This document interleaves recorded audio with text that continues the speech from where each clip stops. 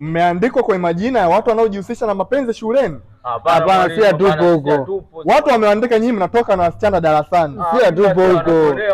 Mtataja tu. God have mercy upon us. Natoka kimapenzi amtoki. Mtoki. Nasema hapo.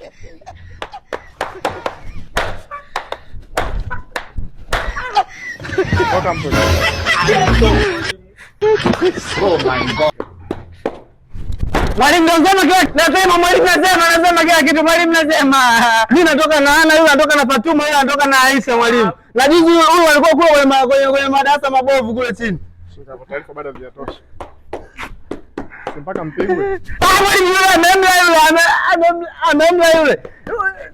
Hata yule pale mwalimu, hata mmoja juzi mwalimu taarifa zimetosha?